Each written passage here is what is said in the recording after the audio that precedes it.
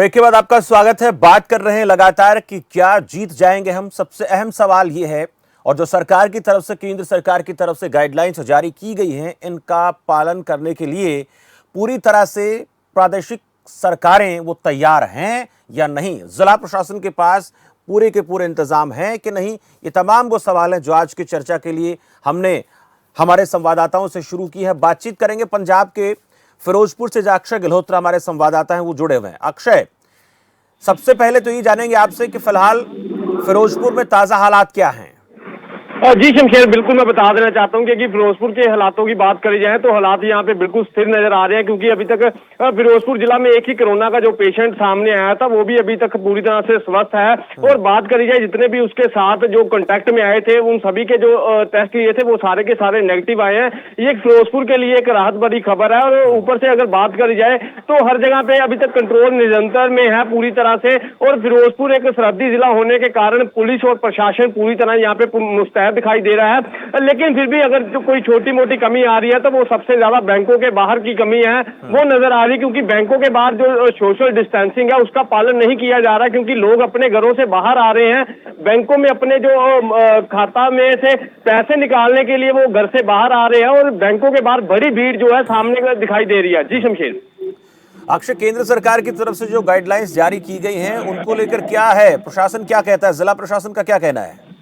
बिल्कुल, अगर बात करी जाए देर रात से जब केंद्र का जो नोटिफिकेशन जारी हुआ है कि आप दुकानें खोल सकते हैं, तब से जो लोगों में एक तरह से हड़कंप मच गया है। लोगों को अभी यह नहीं पता चल रहा है कि वो कौन सी दुकानें हैं उन्होंने खोलनी है। तो अगर बात करी जाए फिरोजपुर प्रशासन की तो अभी उनकी जो है मीटिंग चल रही है। डीसी, जितने भी पंजाब के डीसी हैं उन सबकी मीटिंग चल रही है मुख्यमंत्री के साथ। और उसके बाद ही जो मीटिंग खत्म होने के बाद ही कुछ ऐसा फैसला आएगा कि उसमें यह क्लियर होएगा कि कौन कौन सी जो दुकानें हैं, कौन कौन से जो बाजार हैं वो खुल सकते हैं और कौन कौन से शहर इसमें आ सकते हैं।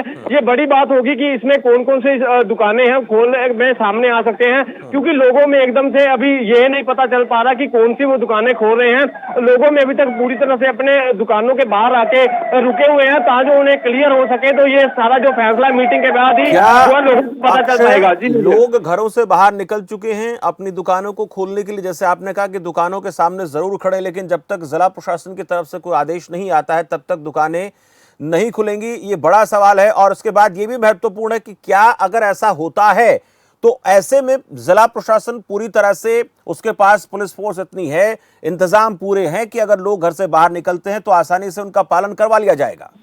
बिल्कुल शमशेर, अगर बात करी है तो सुबह जो लोग हैं अपनी घरों से बाहर निकल के दुकानों के बाहर आके बैठ गए थे।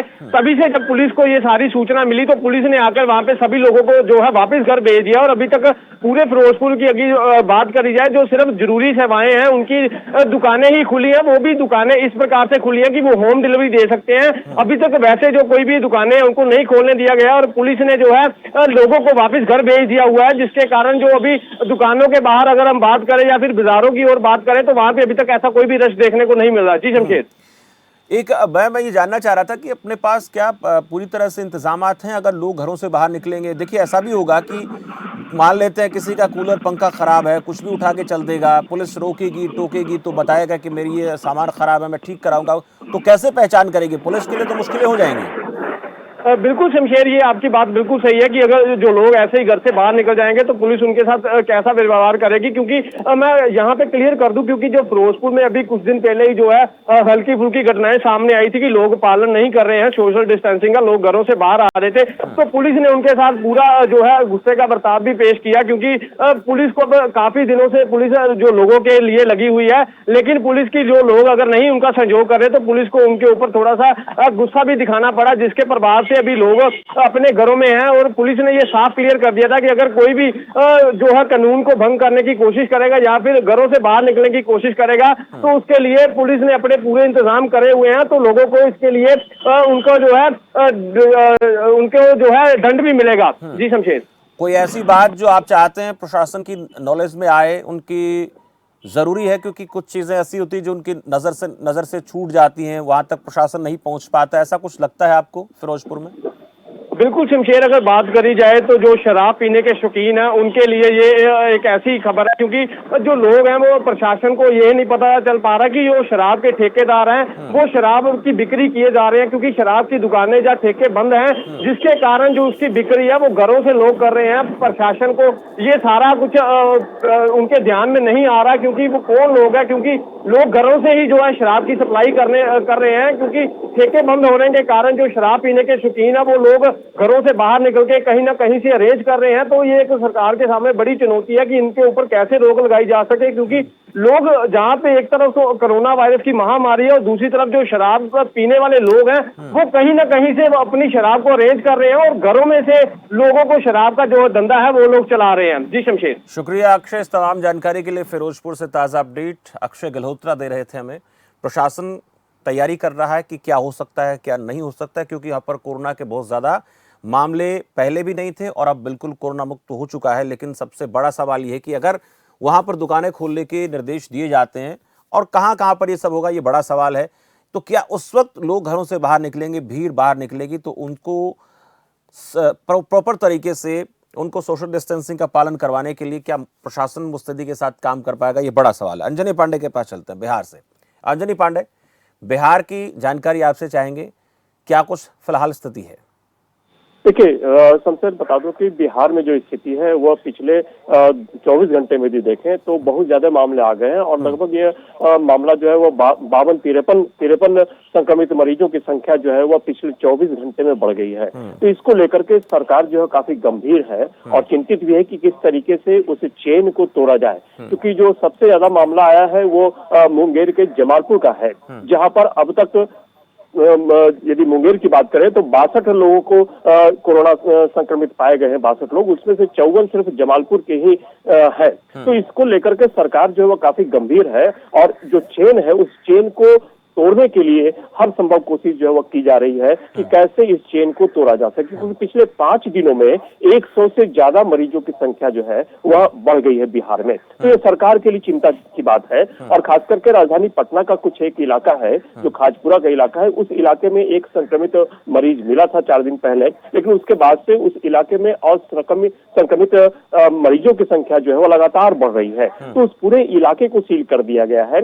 और बता दूं कि जो 4 मंडियां हैं राजधानी पटना की, बड़ी मंडियां, उन मंडियों में फिलहाल जो है वो कारोबार रोक देने का सरकार ने निर्णय लिया है और जिलाधिकारी ने सख्त निर्देश दे दिए गए हैं, क्योंकि उन मंडियों में जो सोशल डिस्टेंसिंग है उस सोशल डिस्टेंसिंग का पालन ठीक तरीके से नहीं किया जा रहा था, जिसको लेकर के संक्रमण की संख्या जो है वो बढ़ने की उम्मीद थी। इस कारण सरकार ने जो है वो उन 4 मंडियों को जो है वो पूरी तरह से बंद कर दिया है। और राजधानी का जो खाजपुरा इलाका है उस इलाके में जो सब्जी मंडियां लगती थी वो जिस दिन से या संक्रमण की संक्रमित मरीजों की संख्या बढ़नी शुरू हो गई, 8 एक ही दिन में वहां पॉजिटिव मरीज मिले, तो उसमें भी सब्जी बेचने वाले के जरिए और कैश वैन जो डिलीवर करता था उसके जरिए जो है वो संक्रमण फैला है, जिसको कि सरकार और प्रशासन जो है उसने चिन्हित कर लिया है और उस इलाके के सभी लोगों को जो है वह क्वारंटाइन कर दिया गया है कि न तो उस इलाके से लोग जा सकते हैं बाहर और न ही उस इलाके में आ सकते हैं। तो सरकार जो है वह इस तरह से काफी गंभीर नजर आ रही, चूंकि वही अंजनी पांडे, केंद्र सरकार की तरफ से गाइडलाइंस जारी की गई है, इनको लेकर किस प्रकार की तैयारी कर रही है सरकार? देखिए, केंद्र सरकार से जो गाइडलाइन जारी की गई है वो इसलिए देखते हुए कि लोगों को किसी तरह की परेशानी लॉकडाउन की वजह से न उठानी पड़े, इसलिए उन इलाकों में जो हॉटस्पॉट नहीं है या जहां पर संक्रमण की संख्या नगण्य है उन इलाकों में थोड़ी छूट जो है वो देने की बात सरकार कर रही है। और अभी इसको लेकर के उच्च स्तरीय बैठक भी की जाने वाली है, सरकार के द्वारा किया जाना है कि किस तरीके से उन इलाकों में छूट दिया जाए जिन इलाकों में संक्रमण की संख्या नहीं है या काफी कम है। तो सरकार इसके लिए भी सचेत है कि लोगों को किसी तरह की परेशानी न हो, ताकि वे जो जरूरत के सामान है, जरूरत की चीजें हैं, उन जरूरत की चीजों को वह खरीद सके और बाजार में जा सके। लेकिन जो आम दिनों की तरह बाजार खुलने की बात है तो उसमें अभी संभावनाएं कम लगती हैं, क्योंकि सरकार किसी भी तरह से या इस मूड में नहीं है कि संक्रमण के चेन को और बढ़ने दिया जाए, क्योंकि उससे सरकार के साथ साथ जो लोग हैं, जो इलाके के लोग हैं, जो समाज के लोग हैं, जो घर के लोग हैं, उनकी परेशानी काफी बढ़ सकती है। इसको लेकर लेकर के सरकार गंभीर है कि किस तरीके के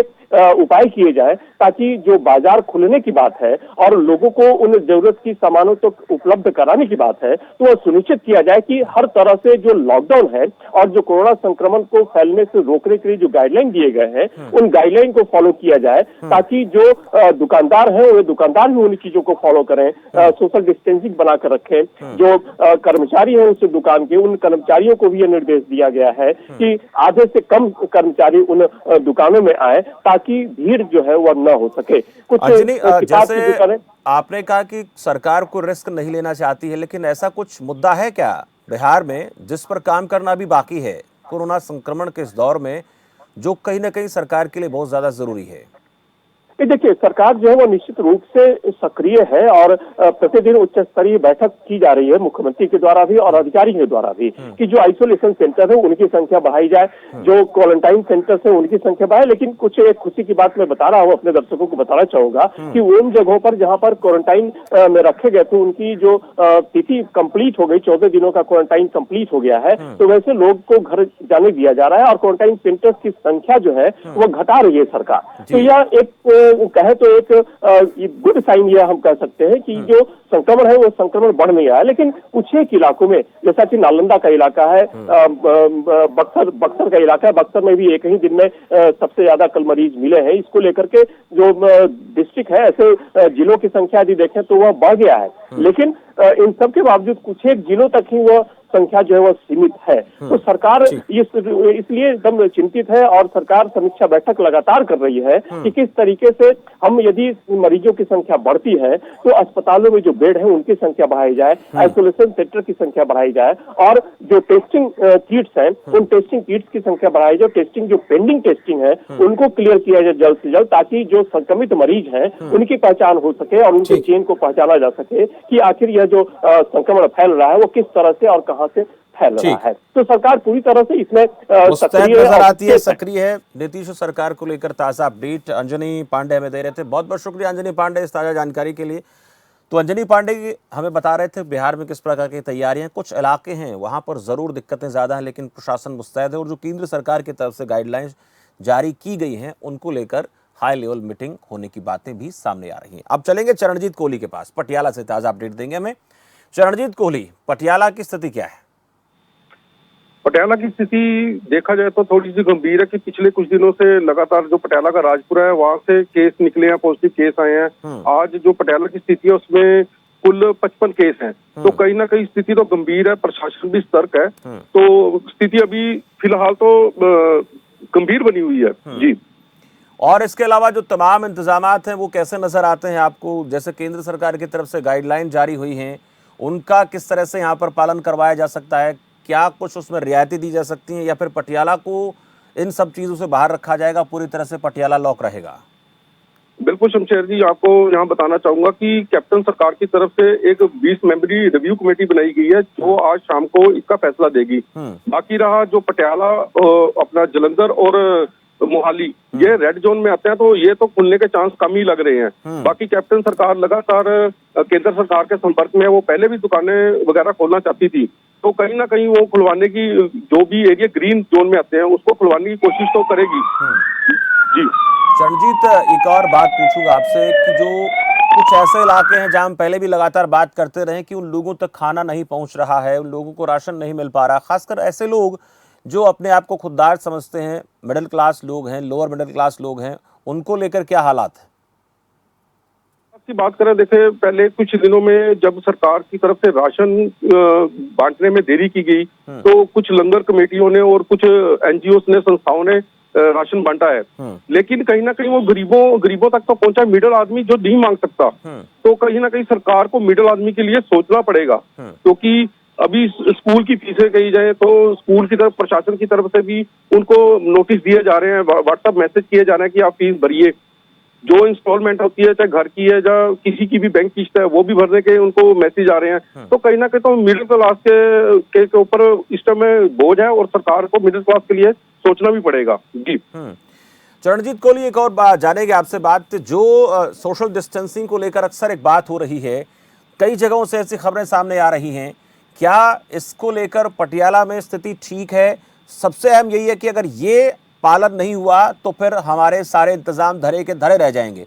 अब तक जितनी भी खबरें आ रही हैं उनमें ज्यादातर का यही कह रहा है कि सोशल डिस्टेंसिंग का प्रॉपर तरीके से पालन नहीं हो रहा है। बिल्कुल शमशेर जी, सोशल डिस्टेंसिंग पहले लोग इसके प्रति जागरूक नहीं थे, लेकिन अगर पटियाला की बात की जाए तो पिछले कुछ दिनों से जब से मामले बढ़े हैं तो लोगों में भी एक डर की स्थिति है। अब जो जहां भी वह जाते हैं, या बैंक है या जितने भी दुकानें हैं, लोग कहीं भी वो काम के लिए जाते हैं तो इसका पालन कर रहे हैं और सरकार इसका पालन उनसे सख्ती से करवा भी रही है। जी शमशेर जी, शुक्रिया इस तमाम जानकारी के लिए। चरणजीत कोहली हमें पटियाला से अपडेट दे रहे थे। वहां पर हालात जो है वो प्रशासन के लिहाज से कंट्रोल में, हालांकि रेड जोन वो इलाका जरूर है, लेकिन उसके साथ साथ लोग पालन कर रहे हैं। ऐसी कोई बड़ी समस्या वहां पर नजर नहीं आती है। तो लोगों की जागरूकता है इस वायरस को हराने में बड़ी अहम रोल अदा करती है, तभी तो हम कहते हैं जीत जाएंगे। रेवाड़ी चलेंगे अजय अत्री के पास, हालात वहां पर कैसे हैं। हालांकि रेवाड़ी में कोरोना संक्रमण को लेकर ये खबरें सामने आ रही थी कि वहां पर कोई कोरोना का केस नहीं है। फिलहाल क्या अपडेट है अजय अत्री?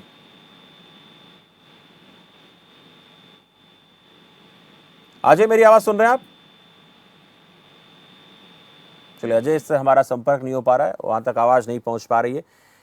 जीतना तभी संभव होगा जब हम सब लोग सोशल डिस्टेंसिंग का पालन करेंगे, मास्क लगाएंगे, सैनिटाइजर का इस्तेमाल करेंगे और जो भी हिदायतें, जो भी गाइडलाइंस केंद्र सरकार की तरफ से या राज्य सरकारों की तरफ से जारी की जाएंगी उनको हमें पालन करना ही होगा। उनका जितना बेहतर तरीके से पालन करेंगे, क्योंकि ये वायरस ऐसा वायरस है, ये ऐसा वायरस है जो कड़ी तोड़ने से ही हारेगा।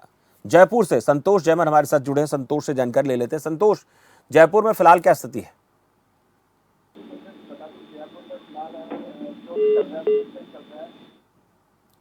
चलिए, संतोष की आवाज भी नहीं सुन पा रहे हम, ऑडियो में प्रॉब्लम आ रही है तकनीकी खामी की वजह से। तो कुछ सेवाओं पर पाबंदी रहेगी, कुछ सेवाएं ऐसी हैं जो हम हासिल कर सकते हैं बाजार से, लेकिन सबसे ज़रूरी है कि अगर ये सारी की सारी सुविधाएं लोगों को मिलती हैं तो उसके बाद एक बड़ा काम ये होगा कि क्या लोग सोशल डिस्टेंसिंग का पालन करेंगे। और मार्केट में हम देखते हैं कि जब किसी सामान की किल्लत हो जाती है तो उस अवस्था में लोगों को महंगे दामों पर चीज़ें मिलती हैं। और इस वक्त बहुत से लोग ऐसे हैं जिनका कामकाज छिन गया है, रोजगार उनके पास नहीं है, आमदनी बिल्कुल ख़त्म हो गई है। वो कैसे इस चीज़ को मैनेज कर पाएंगे, ये अहम सवाल है। संतोष से पूछ लेते हैं जयपुर में क्या स्थिति है। संतोष सर, बता दूं जानकारी के लिए, जयपुर में जो चल रहा है सरकार के आदेश के लोग बिल्कुल पालना कर रहे हैं। और जो सरकार ने आदेश जारी किए हैं कि जो बड़े बाजार हैं, मॉल हैं, नगर पालिकाओं और नगर निगम के तहत जो बाजार हैं वो खुले रहेंगे और 50% कर्मचारियों के साथ ही खुले रहेंगे। साथ ही जो सैलून है वो भी खुले रहेंगे, पार्लर भी खुले रहेंगे, लेकिन भीड़ भाड़ नहीं रहेगी। सामाजिक दूरी और जो लॉकडाउन के लिए सामाजिक दूरी बना के जो सरकार के आदेश है उनकी पालना करते हुए ही खुले रहेंगे। संतोष, आपकी आवाज सही से नहीं आ पा रही, लेकिन एक चीज पूछना मैं चाहूंगा, अगर इस प्रकार से सारी चीजें, दुकानें खुल जाएंगी तो क्या प्रशासन पूरी तरह से इन सभी निर्देशों का पालन करवा पाने में सक्षम है क्या? जी बिल्कुल नहीं। सरकार ने साफ आदेश जारी किए हैं कि जिस तरीके से जहाँ पर राशन सामग्री जो आवश्यक चीजें हैं उनसे संबंधित दुकानें ही खुले रहेंगी। बड़े मॉल वगैरह, सिनेमा हॉल वगैरह ये सब बंद रहेंगे। शुक्रिया संतोष ताज़ा अपडेट के लिए। सभी जो राज्यों की सरकारें हैं, हाई लेवल मीटिंग उनकी तरफ से हो रही हैं या फिर होंगी, प्रशासनिक अधिकारियों से, जिला अधिकारियों से बात कर रही है, सरकारें बात कर रही हैं कि कैसे इन निर्देशों का पालन करवाया जाए। क्योंकि बहुत ज़्यादा लंबे समय तक अगर लोग घरों में लॉक रहेंगे तो भी लोगों को कहीं ना कहीं परेशानी हो सकती है। कामकाज लोगों के बंद पड़े हैं, आमदनी बिल्कुल ख़त्म हो गई है। बहुत सारे लोग ऐसे भी हैं जिनके घर में खाने के लिए अनाज नहीं है, लेकिन वो लोग काम करना चाहते हैं। तो ऐसे में कैसे वो लोग काम करेंगे? पर उसके साथ साथ जो सबसे महत्वपूर्ण ये है कि अगर ये सारे के सारे निर्देश, इनका पालन ज़िलों में, गांव में होता है तो फिर कैसे हो पाएगा? क्या जो पुलिस फोर्स हैं, प्रशासन तंत्र है, वो इन सब चीज़ों का पालन करवा पाने में सक्षम होगा कि नहीं होगा? अहम सवाल यही बना हुआ है। हालांकि केंद्र सरकार की तरफ से गाइडलाइंस जारी कर दी गई हैं, कुछ शर्तों के तहत ये सब होगा। मास्क लगाना अनिवार्य होगा और जो स्टाफ है, जो कर्मचारी हैं, काम करने वाले, 50% जो लोग हैं वो अपने कार्यालय में, अपनी दुकान में, वो लोग उनसे काम ले सकते हैं। अगर कहीं पर 10 लोग काम करते हैं तो उसकी जगह 5 लोगों से काम करवाएं। मास्क ज़रूर पहनें, सोशल डिस्टेंसिंग का पालन करें, सैनिटाइज ज़रूर अपने आप को करें, दुकान को करें, और लोग जो मिलने आते हैं उनको भी जो भी सामान हम देते हैं जिस भी तरीके से जो लोग ख़रीदने आते हैं वो भी सैनिटाइजेशन की प्रक्रिया के तहत होकर गुजरे। तो देश में कोरोना के केस भी लगातार बढ़ रहे हैं, लेकिन उसके साथ साथ ये भी महत्वपूर्ण है कि दुकानें खुलनी ज़रूरी हैं। अगर दुकानें नहीं खुलती हैं तो लोगों को बहुत सी परेशानियों का सामना करना पड़ सकता है, कामकाज लोगों का ठप हो सकता है। रोज़गार बड़ा महत्वपूर्ण सवाल है। अगर लोगों के रोज़गार धंधे ठप हो जाते हैं तो फिर आने वाले वक्त में आर्थिक संकट, बहुत बड़ा संकट खड़ा हो सकता है हिंदुस्तान में। तो आज हम ऐसे मुद्दे को लेकर चर्चा कर रहे थे कि क्या जो केंद्र सरकार की तरफ से गाइडलाइंस जारी की गई हैं उनका प्रॉपर तरीके से पालन हो पाएगा कि नहीं हो पाएगा। सभी राज्यों की सरकारें अब इसको लेकर मंत्रणा कर रही हैं कि कैसे करें, किस लिहाज से करें। लेकिन एक ज़रूर केंद्र सरकार ने कहा कि जो हॉटस्पॉट हैं, रेड जोन हैं, उन जगहों पर कुछ भी खुलेगा नहीं। ज़रूरत का सामान जो भी किसी को चाहिए उसकी सारी की सारी चीज़ों की उपलब्धता जो है वो प्रशासन की तरफ से करवाई जाएंगी। लेकिन उसके बाद एक बड़ी चुनौती आएगी, अगर सारी दुकानें खुल जाती हैं जो ज़रूरत के सामान की हैं, गैर ज़रूरी हैं, तो फिर अहम ये रहेगा कि लोगों को सोशल डिस्टेंसिंग का पालन करवाने के लिए किस प्रकार से प्रशासन तैयार होगा। और अगर ऐसा होता है, प्रशासन तैयार रहता है, तो फिर उम्मीद की जा सकती है कि आने वाले 3 तारीख को लॉकडाउन हट भी सकता है, केवल उन जगहों को छोड़कर जहां पर कोरोना के मामले सबसे ज़्यादा सामने आ रहे हैं। तो फिलहाल इस खास चर्चा में इतने, मुझे दीजिए इजाज़त और आप देखते रहिए खबर फास्ट। नमस्कार।